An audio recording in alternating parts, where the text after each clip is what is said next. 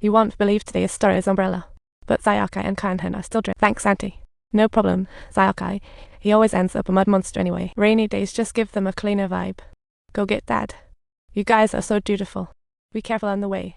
Bye. The two of them flutter away to find Dad. They waited at the bus stop, but Dad didn't show up. They ended up waiting like two turtles. Little May started to doze off, so Big Sis had to carry her. Looks like big sisters are like second moms. Mom's sick, Dad's working hard, and the 8-year-old Saoyu is holding the fort like a champ. Life's tough, but strong Saoyu never complains. Just then, a noise of footsteps interrupted her thought. She looked up and spotted a giant Totoro hiding under a leaf. Is this for real? This is truly a sight to behold once in a lifetime. She was so thrilled that she never doubted little May's truthfulness again.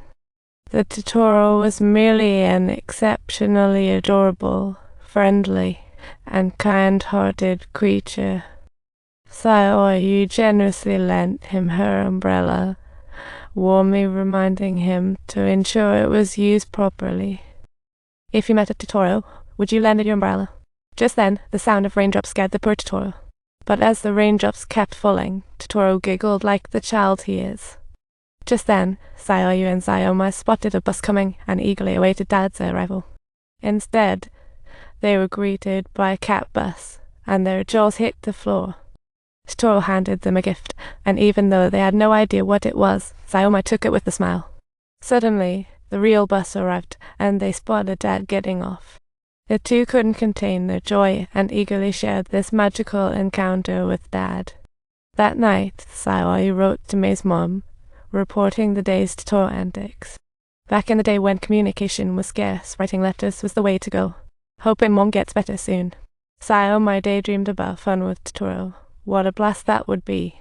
In the dead of night, the two were soundly asleep until they were startled awake by strange sounds emanating from outside, and to their astonishment, they discovered 3 Totoros joyfully dancing in the pinecone field.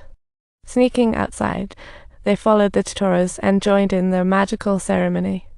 In a matter of moments, the once barren land miraculously sprouted with fresh shoots. Then the Totoros worked their magic, and the sprouts turned into a gigantic tree. This is the charm of nature, portraying children's dreams, believing in good is all that matters.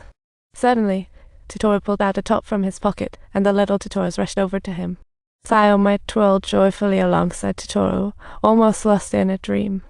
With everyone pulling together in perfect harmony, they rose into the air, enjoying the sensation of flight, soaring as if they were on cloud 9. In the moonlight, the scene was as warm as a fairy tale. Even Dad cracked a smile. They danced joyfully, sharing the tales of childhood bliss. The next day, Saoyu woke up with a start and hurried to Grandma's house. She dashed, still buzzing from last night's humorous adventure. Running to the pinecone patch, she spotted the giant tree was gone. But little sprouts had appeared, raising the question, was it all just a dream? All of this depended on one's imagination. At noon, she followed Grandma to pick corn, planning to bring back a giant one for Mom.